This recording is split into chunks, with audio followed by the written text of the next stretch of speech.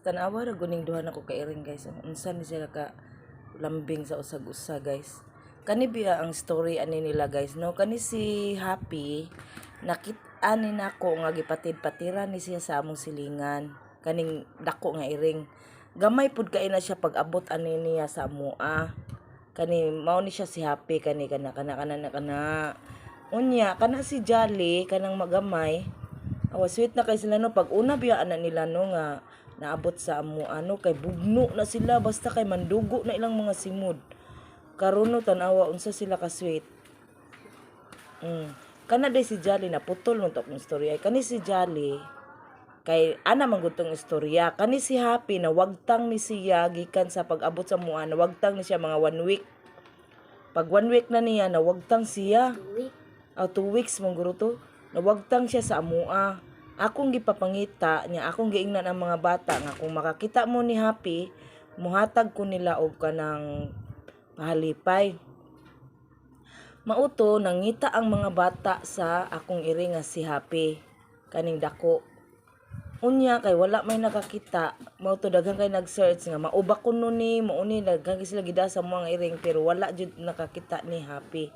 Karon mga gabi na nay ni adto sa mua nagda ni Happy. Kani si Happy gyud gidagi niya ya nailhan man gyud namo si Happy kay mobuto-buto man namong dughan. Nangutan namin anong naabot si Happy dito sa ilaha. Niana sila nakakita kuno sila iring nga lambing kuno kay nga iring ay anad ba. Mao to ila kunong gipriso gibutang nila sa ilang tangkal. Mao to lipay kayo akong anak. Unya pagkataod-taod na po'y naabot nga bata nagdana pud og iring. Ya ni ana siya nga kanang mauba kuno ni nga iring.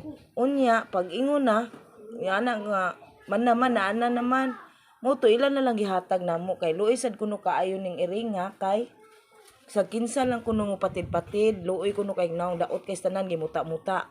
Nya mao to giadapt namo nya pag abot na nilang duha magkita silang duha magbinugnuay. Nagkadugo ang simod, nagkadugo ang mga kanang kuanaw, ya ang mata lagi magkahilak-hilak. Unya mo to pag adapt na namo nila mga 2 ka adlaw bugno gyapon sila 3 ka adlaw. Pero pag sud na sa mga 1 ka semana to padong sa 2 ka semana, inani na sila ka sweet.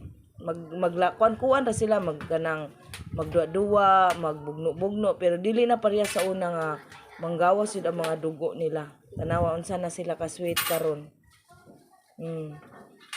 Namang gyapon mga ring nga iring pero sila jud among priority. And that's all for today's video guys. Thank you for watching.